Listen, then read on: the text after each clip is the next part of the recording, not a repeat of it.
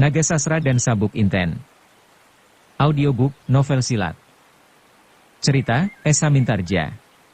Bab 16. Sejenak kemudian ketika Mahesa Jenar masih juga belum menjawab, Ki Ageng Sora Dipayana berteriak, "Ya, itulah orangnya yang memaksa aku untuk tidak mentaati peraturan Simarodra, sehingga mungkin akan menimbulkan bencana." Mendengar suara itu, Mahesa Jenar menjadi sadar bahwa ia harus benar-benar membantu orang tua itu untuk kepentingan kebangkitan daerah Pangrantunan. Karena itu ia menjawab, "Ya, akulah yang memaksa orang tua itu untuk tidak menyerahkan pajak kepada Simarodra." "Jadi, kaulah biang keladi dari bencana ini," teriak salah seorang dari mereka. "Tangkap juga orang itu," teriak yang lain tiba-tiba.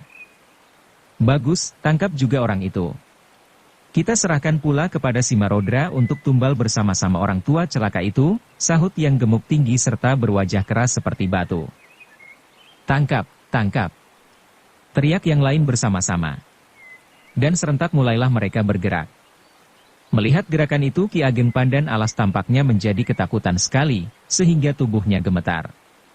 Dan tiba-tiba ia meloncat melarikan diri. "Tangkap, tangkap!" teriak penduduk itu dengan marahnya, ketika mereka melihat salah seorang dari orang asing itu melarikan diri. Tetapi tiba-tiba terdengarlah suara Mahesa Jenar, "Jangan kejar dia. Akulah yang akan mempertanggungjawabkan." Suara itu dilontarkan dengan sepenuh tenaga yang dapat langsung merangsang mereka yang mendengarnya, sehingga terkejutlah semua orang yang sedang siap untuk memburu Ki Ageng Pandan Alas. Mereka tidak tahu apa yang sudah terjadi. Tetapi yang terasa oleh mereka hanyalah suara Mahesa Jenar itu seperti memukul dada mereka masing-masing, sehingga dengan demikian serentak mereka berhenti. Mereka tersadar ketika Ki Ageng Pandan Alas sudah lenyap, sehingga salah seorang berteriak marah sekali. "Hi, kenapa dibiarkan orang tua tadi melarikan diri? Sekarang jangan lepaskan anak muda itu." "Jangan takut aku melarikan diri," jawab Mahesa Jenar dengan suara yang mantap. "Aku akan tetap tinggal di sini. Tangkaplah." Mendengar tantangan itu, beberapa orang yang sudah akan menyerbu justru terhenti. Mereka menjadi ragu-ragu dan bimbang. Kenapa orang itu begitu berani menghadapi seluruh penduduk Pangrantunan? "Saudara-saudara penduduk Pangrantunan," kata Mahesa Jenar selanjutnya, "salahkah aku kalau aku menasehati orang tua itu untuk tidak tunduk kepada gerombolan liar yang mengganggu ketentraman desa kalian?" Mendengar pertanyaan itu semua orang menjadi terdiam. Memang dalam hati kecil mereka, sama sekali mereka tidak rela menyerahkan harta benda mereka kepada orang-orang yang datang untuk memerasnya.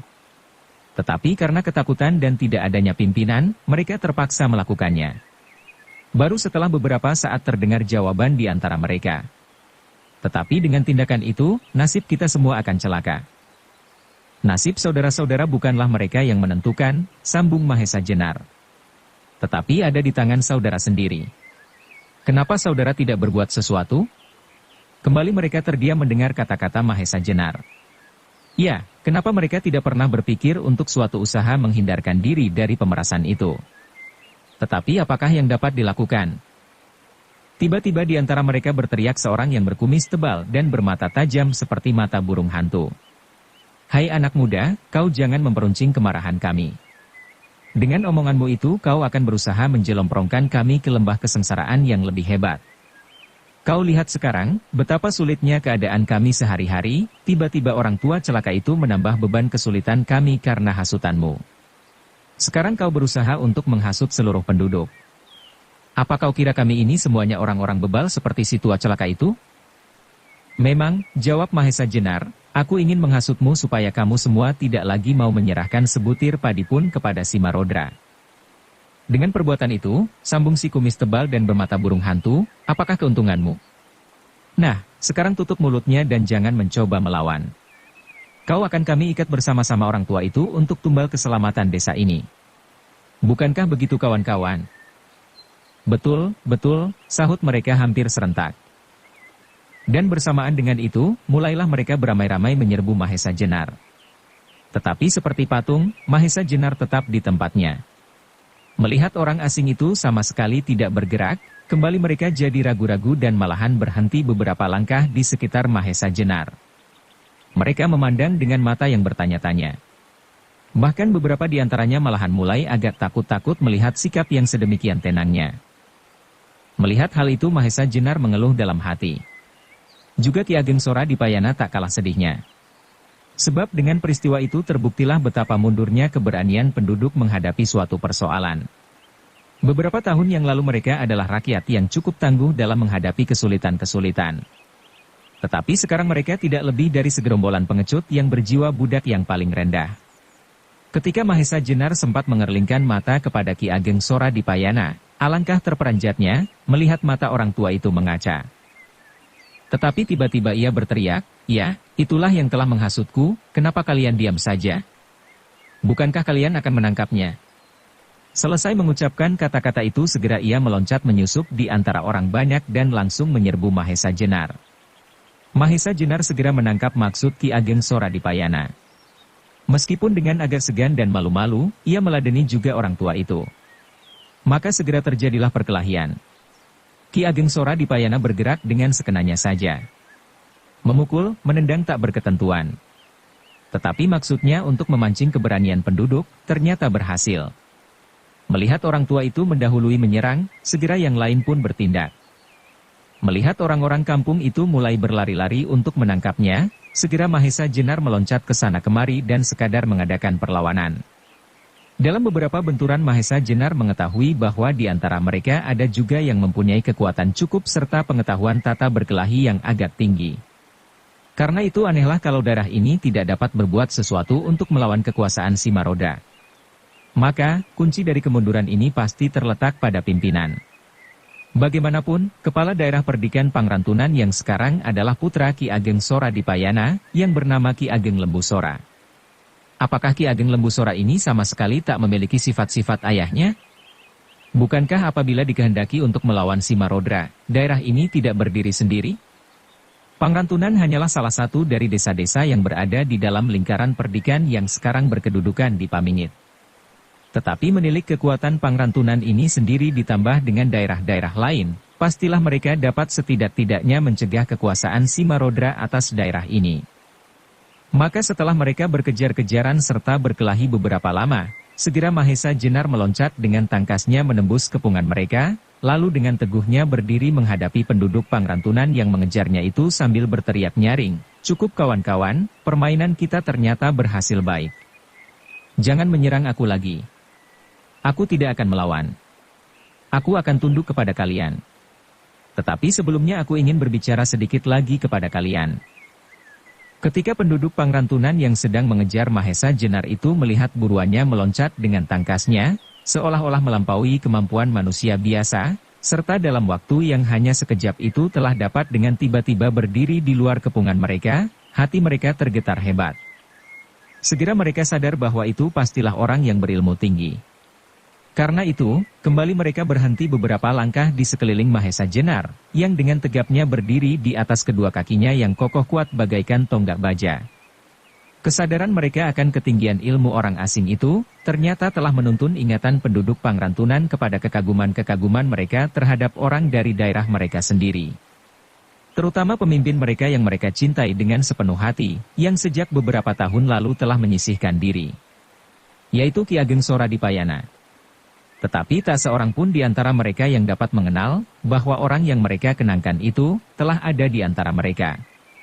Bahkan baru saja mengalami siksaan di hadapan mereka. Orang kedua yang mereka kagumi adalah Ki Ageng Gajah Sora, putra sulung Ki Ageng Soradipayana. Meskipun belum dapat memiliki seluruh ketinggian ilmu ayahnya, Ki Ageng Gajah Sora telah dapat digolongkan manusia yang memiliki kelebihan dibanding manusia biasa. Orang ketiga sesudah itu adalah Ki Ageng Lembusora, adik Ki Ageng Gajah Sora. Orang inilah yang sekarang menerima kepercayaan dari ayahnya untuk menggantikan kedudukannya sebagai kepala daerah Perdikan Pangrantunan bagian selatan. Tetapi tabiat seseorang ternyata tidak dapat ditentukan dari tetesan darah yang menurunkan. Ki Ageng Lembusora yang oleh ayahnya diharapkan akan dapat melanjutkan cita-citanya untuk mengembangkan daerahnya, ternyata yang terjadi adalah kebalikannya. Ia lebih mementingkan kesenangan sendiri. Bahkan kadang-kadang ia sampai melupakan kedudukannya sebagai pengayom. Malahan tidak jarang ia berbuat hal yang dapat melukai hati rakyatnya.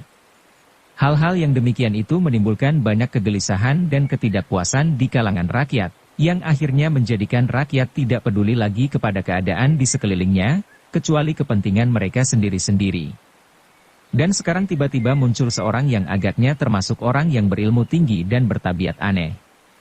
Kalau orang ini memaksakan sesuatu peraturan yang bertentangan dengan kemauan gerombolan Simarodra, maka akan celakalah nasib penduduk setempat. Sebab mereka tentu tidak akan mampu melawan salah satu di antaranya. Sementara itu ketika setiap otak dari mereka yang ada di halaman itu sedang dipenuhi dengan berbagai masalah dan persoalan-persoalan, terdengarlah Mahesa Jenar mulai berkata, "Saudara-saudara penduduk Pangrantunan. Setelah kita bermain-main sebentar, aku mendapat kesimpulan bahwa daerah ini bukanlah daerah yang seharusnya dapat menjadi lembu perahan bagi gerombolan Simarodra. Seberapakah sebenarnya kekuatan dari gerombolan itu dibandingkan dengan keperkasaan kalian? Kalau kalian merasa bahwa apa yang kalian sediakan untuk gerombolan Simarodra setiap bulannya bukanlah kekayaan yang berharga, memang mungkin sekali. Tetapi arti dari kesediaan saudara-saudara menyerahkan pajak kepada gerombolan itulah yang sebenarnya patut disesalkan. Sebab dengan demikian kalian telah menempatkan diri kalian sendiri di bawah kekuasaan Simarodra. Apalagi kalau kalian sampai pada perhitungan nilai dari barang-barang itu kalian kumpulkan, lalu kalian jual. Maka pastilah dalam waktu yang singkat kalian dapat mendirikan banjar-banjar desa, tempat-tempat ibadah dan sebagainya. Tetapi lebih dari itu, kalian adalah rakyat yang merdeka, bukan rakyat yang diperbudak oleh Simarodra, yang patut mempergunakan segala sumber kekayaan kalian untuk kepentingan kalian sendiri. Nah saudara-saudara, pertahankan kemerdekaan ini. Kalau perlu dengan darah dan jiwa kalian." Kata-kata Mahesa Jenar ini terasa seperti membakar dada mereka yang mendengarnya, di samping perasaan malu dan sesal yang menghantam bertubi-tubi. Hampir semua orang tampak menundukkan mukanya, seolah-olah hendak langsung memandang kekecilan jiwa mereka masing-masing. Di samping itu, makin jelaslah dalam ingatan mereka, keperwiraan serta kejantanan yang pernah mereka alami semasa pemerintahan Ki Ageng Soradipayana. Mahesa Jenar dapat merasakan bahwa kata-katanya berhasil menusuk langsung ke dalam sanubari pendengarnya. Karena itu sambungnya, "Nah saudara, keputusan terakhir adalah di tangan saudara-saudara. Masihkah saudara ingin merdeka, ataukah saudara telah merasa berbahagia dalam penindasan dan pemerasan Simarodra? Kalau saudara memilih yang kedua maka aku bersedia untuk saudara-saudara tangkap serta saudara-saudara serahkan kepada Simarodra sebagai tumbal keselamatan penduduk." Kalau kata-kata Mahesa Jenar yang terdahulu telah membakar dada rakyat Pangrantunan, maka kata-katanya yang terakhir itu bagaikan cermin yang langsung diletakkan di hadapan mereka. Sehingga semakin jelaslah noda-noda yang melekat dalam wajah kepribadian mereka. Untuk mempertegas kata-katanya, Mahesa Jenar melanjutkan, "Saudara-saudara, kalau saudara-saudara sudah merasa bimbang maka sebaiknya saudara-saudara pulang saja sambil merenungkan pilihan manakah yang saudara-saudara anggap paling sesuai dengan sifat serta watak saudara-saudara. Sekarang saudara-saudara kami persilahkan meninggalkan halaman ini. Selama saudara merenungkan kemungkinan yang paling menguntungkan bagi saudara-saudara, aku ingin minta izin untuk 2-3 hari. Setelah itu, aku akan datang lagi untuk menerima keputusan kalian." Mendengar kata-kata Mahesa Jenar yang terakhir, penduduk Pangrantunan itu saling pandang. Mereka tidak tahu apa yang mereka lakukan. Sampai kembali Mahesa Jenar berkata, "Aku harap kalian meninggalkan halaman ini untuk merenungkan apa yang akan saudara lakukan. Aku yakin bahwa saudara akan memilih keputusan yang benar demi tanah tercinta serta kebesaran nama daerah ini, yang telah diletakkan oleh Ki Ageng Soradipayana."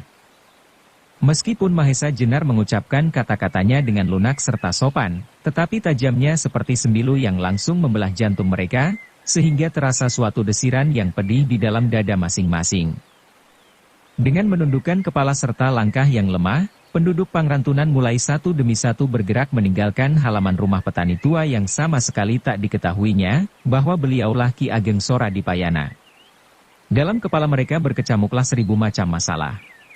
Tetapi satu hal yang telah menyusup di dalam hati mereka tanpa mereka sadari, adalah, sejak saat itu mereka bertekad untuk mempertahankan tanah tercinta ini dari segala macam penindasan dan pemerasan.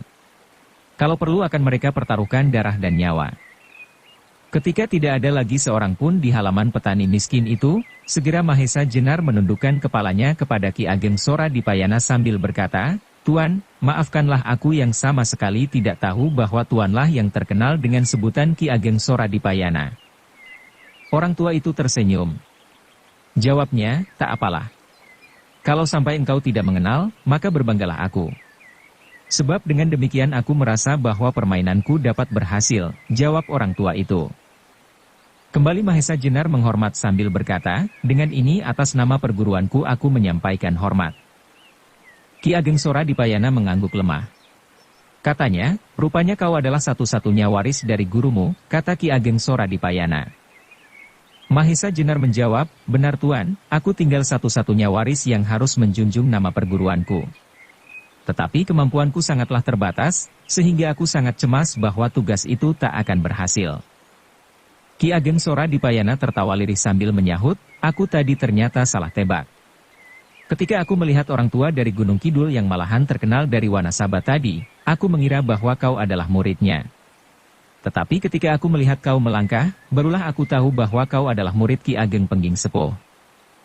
Mahesa Jenar menjawab, benar Ki Ageng, aku adalah murid Ki Ageng Pengging Sepuh. Siapakah namamu? Tanya Ki Ageng kemudian. Mahesa Jenar Ki Ageng, jawab Mahesa Jenar.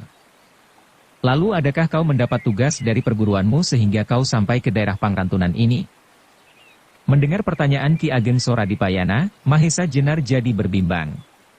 Haruskah ia menyatakan tujuan sebenarnya, ataukah tidak?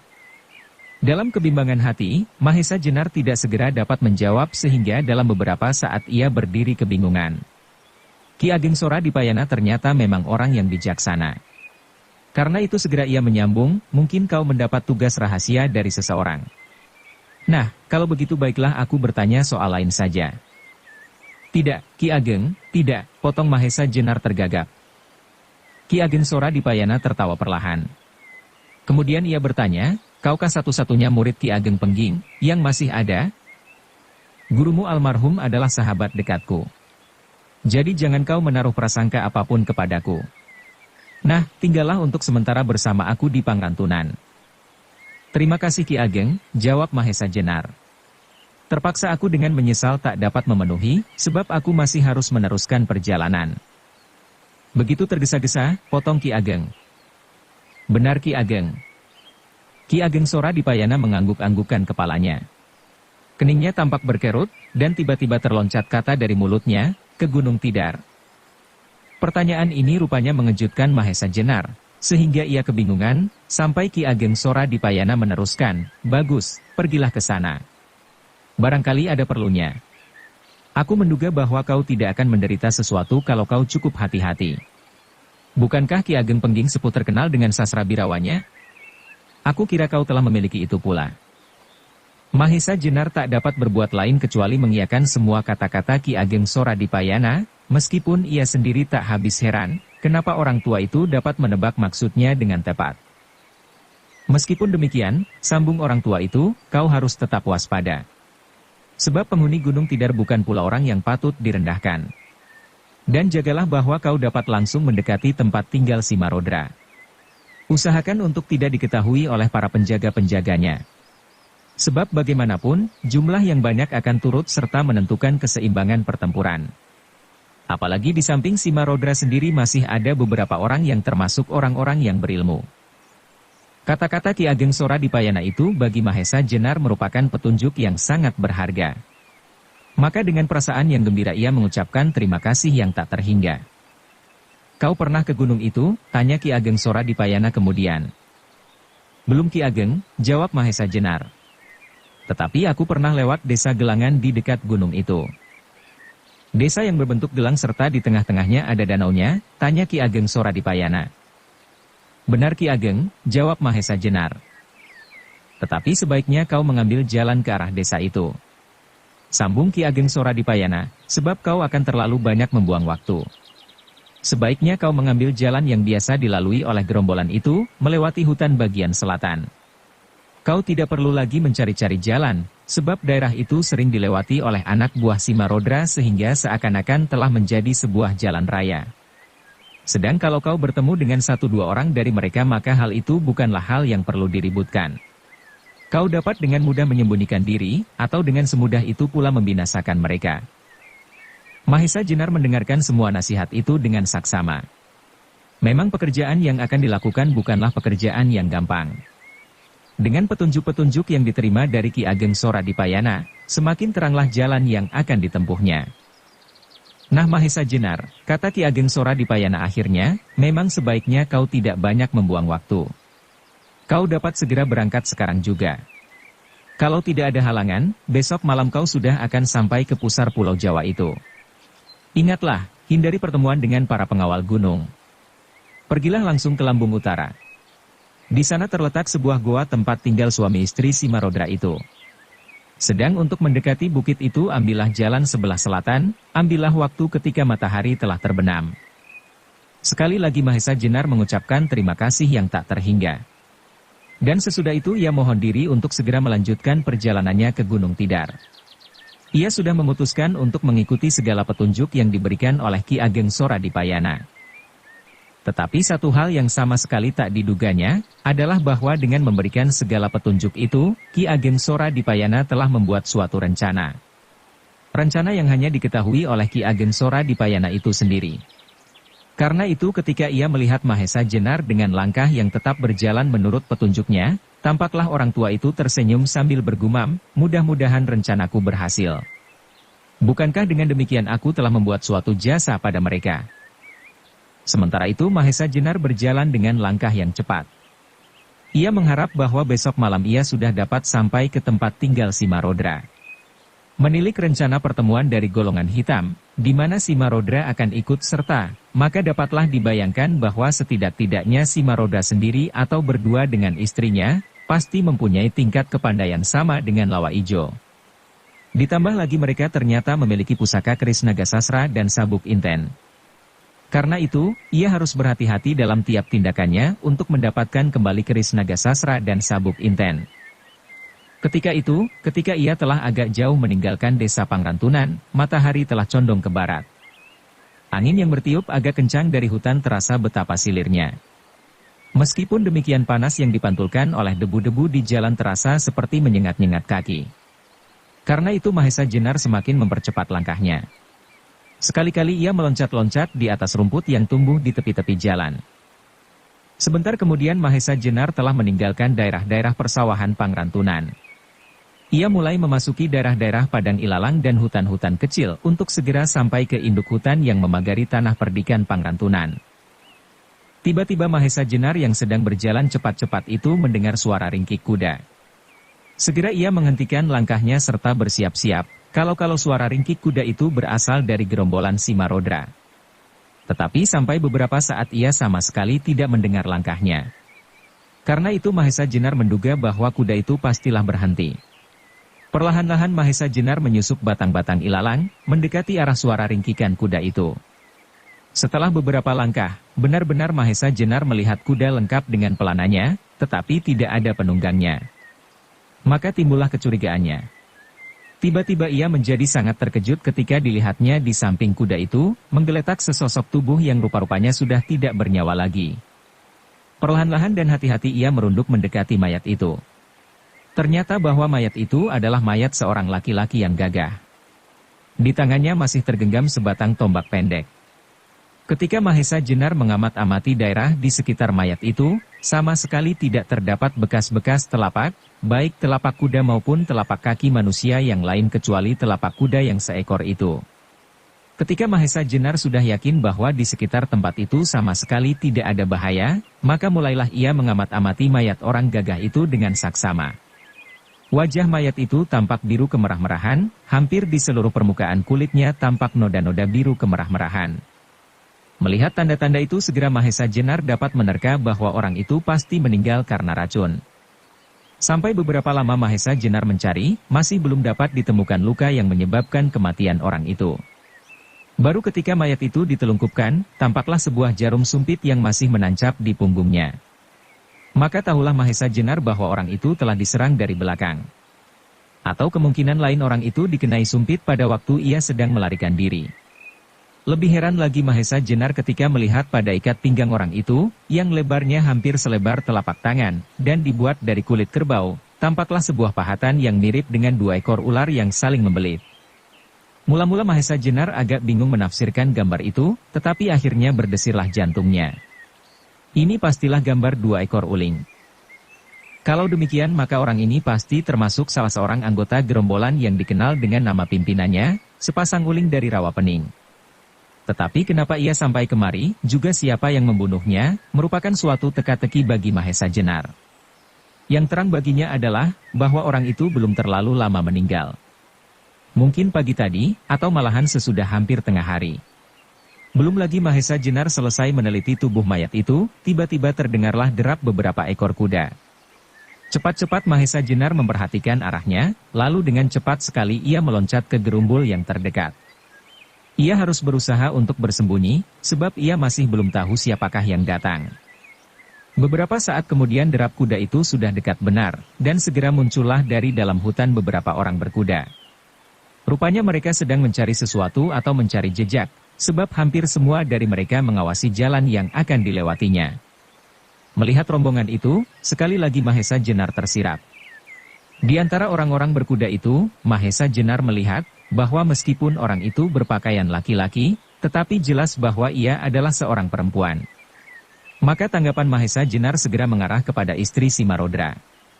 Sedangkan apakah Simarodra sendiri ada di antara mereka, Mahesa Jenar masih belum tahu. Rombongan itu ternyata benar-benar sedang mencari jejak kaki. Malahan jejak kaki orang yang meninggal itu.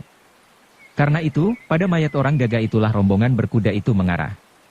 Dengan demikian Mahesa Jenar harus semakin rapat bersembunyi.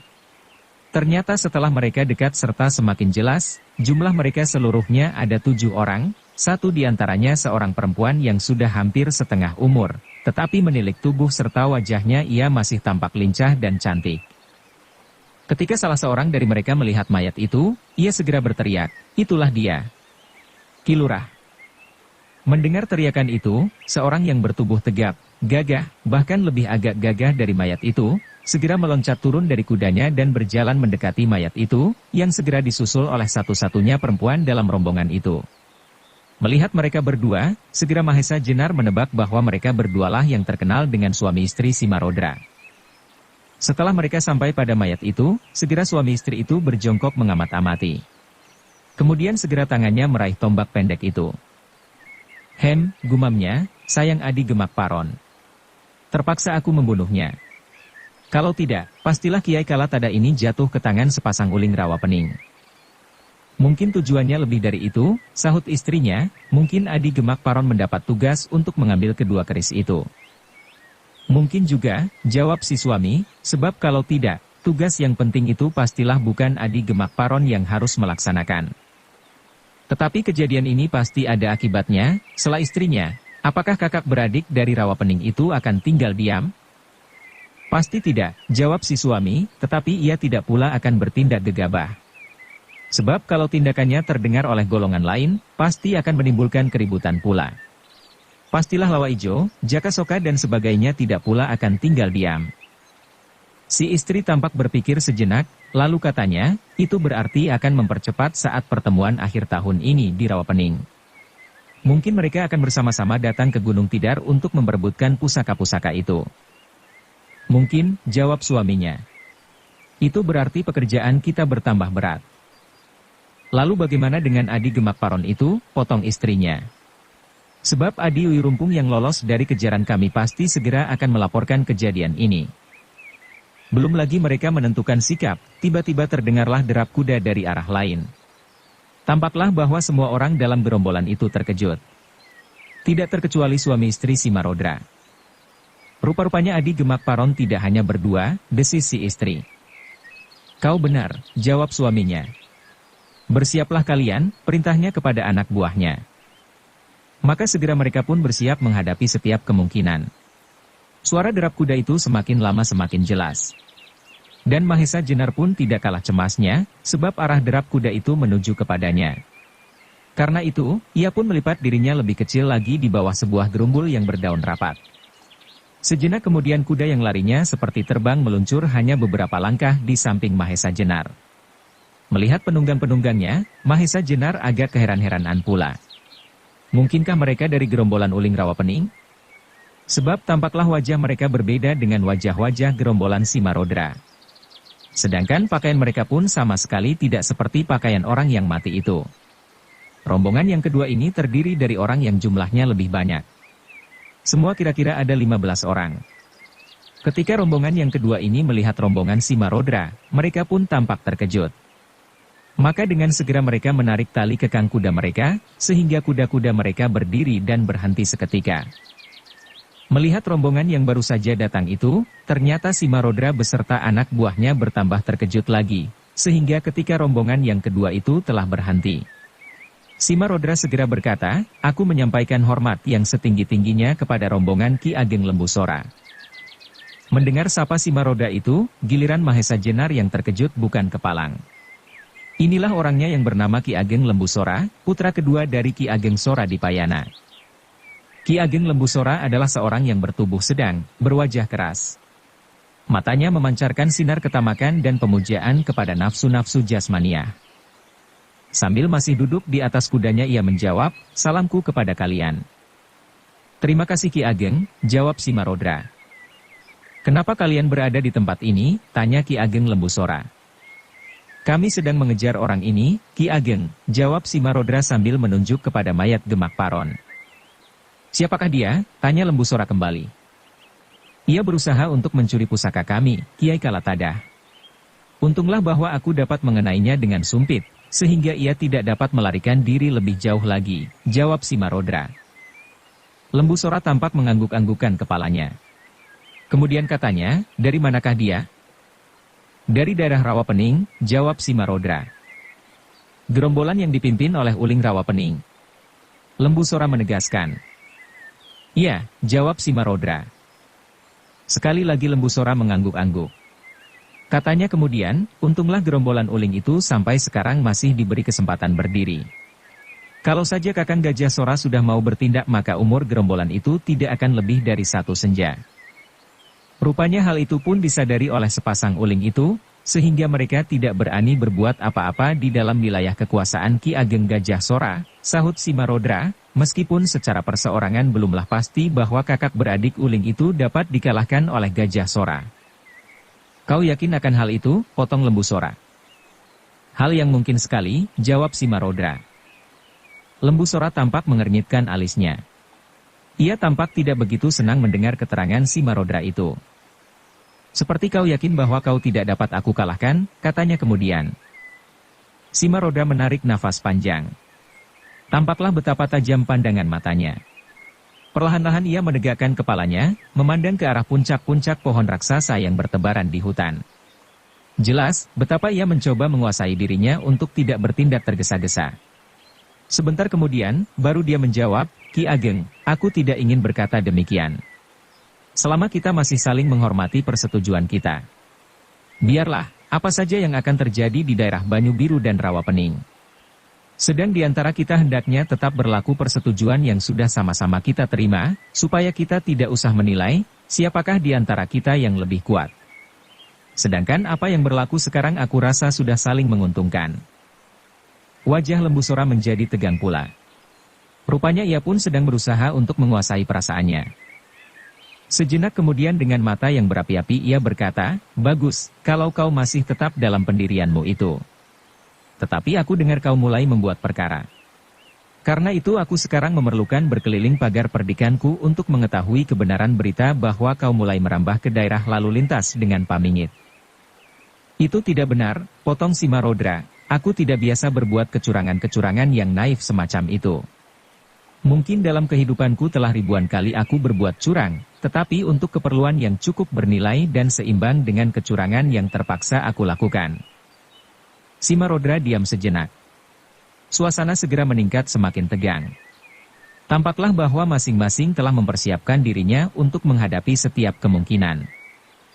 "Yang benar," Simarodra melanjutkan, "2 orangku pagi ini telah mati di Pangrantunan." Lembusora tampaknya agak terkejut mendengar berita itu, sehingga ia bertanya, "Kenapa?" "Sebabnya masih belum begitu jelas," jawab Simarodra, "sebab aku masih belum sempat mengusutnya, karena ada peristiwa pencurian pusaka ini. Tetapi 2-3 hari yang akan datang, pastilah aku sendiri akan datang ke Pangrantunan untuk melihat siapakah yang telah berbuat kejahatan itu." "Simarodra," sahut Simarodra, "yang termasuk dalam persetujuan kita hanyalah sumbangan hasil bumi dari penduduk Pangrantunan, bukan orang-orangnya. Tetapi aku tidak membiarkan pembunuhan itu menjadi kebiasaan, jawab Simarodra, karena itu, yang bersalah harus mendapat hukuman. Aku beri wewenang kau melakukan hukuman hanya kepada yang bersalah. Tetapi awas, jangan berbuat sekehendakmu saja atas orang-orangku. Sebab ganti yang kau berikan kepadaku akhir-akhir ini ternyata mulai merosot nilainya. Mendengar kata-kata lembu sora yang terakhir, tiba-tiba Simarodra tertawa menggelegar. Katanya kemudian, jangan takut Ki Ageng, lain kali pasti akan lebih memberi kepuasan kepada Ki Ageng. Aku berkata sebenarnya, potong Ki Lembu Sora, karena itu segala sesuatunya terserah kepadamu. Aku akan melanjutkan perjalanan sekarang. Sehabis mengucapkan kata-kata itu, segera ia menarik tali kekang kudanya, serta mencambuknya keras-keras, sehingga kudanya terloncat dan berlari kencang. Para pengikutnya segera mengikutinya pula. Suami istri Simarodra bersama anak buahnya mengawasinya sampai hilang di balik semak-semak. Setelah itu kembali terdengar Simarodra tertawa tergelak-gelak, katanya, orang gila. Rupa-rupanya masih juga ada sisa-sisa minatnya untuk meninjau daerah perdikannya yang sebentar lagi pasti akan dapat aku telan seluruhnya, kata Simarodra kemudian. Jangan terlalu tergesa-gesa, potong istrinya, apa kau kira Ki Ageng Gajah Sora akan tinggal diam? Dengan kedua pusaka keris naga sasra dan sabuk inten itu di tangan kita, pastilah bahwa kita akan menguasai segenap aliran hitam di Pulau Jawa, seperti apa yang pernah kita janjikan bersama. Sesudah itu apakah arti kekuasaan Gajah Sora? Sedangkan Demak sendiri lambat laun pasti akan dapat aku lenyapkan pula. Si istri Simarodra mengangguk-anggukan kepalanya. Lalu katanya, mudah-mudahan semua itu tidak hanya merupakan sebuah impian yang akan lenyap bersama terbitnya matahari. Si suami tertawa perlahan-lahan. Seperti kepada dirinya sendiri ia berkata, aku harus bekerja lebih keras. Mungkin akan banyak hal yang harus aku hadapi dalam perjalanan ke Istana Demak. Lalu apa yang akan kita perbuat sekarang? Tiba-tiba istrinya bertanya. Suami Simarodra itu menjadi seperti orang yang tersadar dari lamunannya. Kembali ia mengamat-amati mayat Gemak Paron. Sebentar kemudian ia berkata, marilah Nyai, sebaiknya kita kembali. Mungkin sehari dua hari kakak beradik Uling dari Rawapening akan berkunjung ke rumah kita. Baru sesudah itu kita pergi ke Pangantunan untuk mencari pembunuh-pembunuh itu. Tidakkah kita selesaikan sama sekali masalah Pangantunan yang tinggal tidak seberapa jauh lagi? Simarodra tampak agak berpikir, tetapi segera ia menjawab, masalah Pangrantunan sama sekali bukan masalah yang perlu mendapat perhatian banyak. Tetapi sepasang uling itu benar-benar memerlukan persiapan yang cukup untuk menyambutnya. Setelah itu maka segera ia pun berdiri meninggalkan mayat Gemak Paron, langsung menuju ke kudanya. Dan sejenak kemudian rombongan itu pun pergi meninggalkan mayat itu tetap terkapar, sambil membawa kembali pusaka yang disebutnya Kiai Kalatadah. Setelah derap kuda mereka tak terdengar lagi, Mahesa Jenar perlahan-lahan keluar dari persembunyiannya. Tanpa sadar ia menggelengkan kepalanya sambil mengusap dadanya. Meskipun ia tidak tahu bunyi perjanjian antara Ki Ageng Lembu Sora dan Simarodra, tetapi bahwa Ki Ageng Lembu Sora bersedia menyerahkan sebagian dari wilayahnya untuk sumber perbekalan dari golongan hitam, adalah suatu tindakan yang tercela. Apapun yang diterima Lembu Sora dari Simarodra sebagai gantinya, hal itu adalah suatu penghinaan atas kekuasaan yang dipegangnya, dengan membiarkan adanya kekuasaan asing turut serta mencampuri masalah di dalam rangka. Apalagi ketika Mahesa Jenar teringat akan rencana Simarodra, tidak saja menguasai perdikan ini, tetapi ia sudah mulai merintis jalan ke Demak. Tetapi ketika ia teringat bahwa Ki Ageng Sora di Payana dengan wujudnya yang baru telah kembali ke Pangrantunan, hatinya menjadi agak tenteram. Pasti orang tua itu tidak akan membiarkan pengkhianatan itu tetap berlangsung. Sebab kekuasaan yang selalu dibayangi oleh kekuasaan lain tidaklah lebih dari kekuasaan boneka. Sebentar kemudian segera Mahesa Jenar sadar akan tugasnya. Ia harus cepat-cepat pergi ke Gunung Tidar. Kalau benar apa yang diperhitungkan oleh Simarodra, yaitu kemungkinan akan datangnya uling dari Rawapening, maka ia harus berusaha untuk mendahuluinya. Sebab kalau tidak, dan sepasang uling itu sampai berhasil merebut kedua keris pusaka itu, maka tugasnya akan bertambah sulit. Karena itu Mahesa Jenar pun segera melanjutkan perjalanannya. Sejenak kemudian ia telah memasuki daerah hutan yang cukup lebat pula.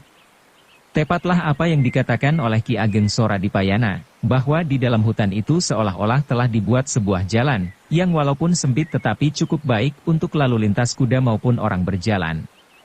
Maka tidaklah ada kesulitan apa-apa bagi Mahesa Jenar untuk langsung menuju ke Gunung Tidar. Tetapi belum lama ia menyusur jalan rimba, tiba-tiba didengarnya telapak kuda yang lari sangat kencang dari arah depan. Mula-mula Mahesa Jenar mengira orang-orang Simarodra.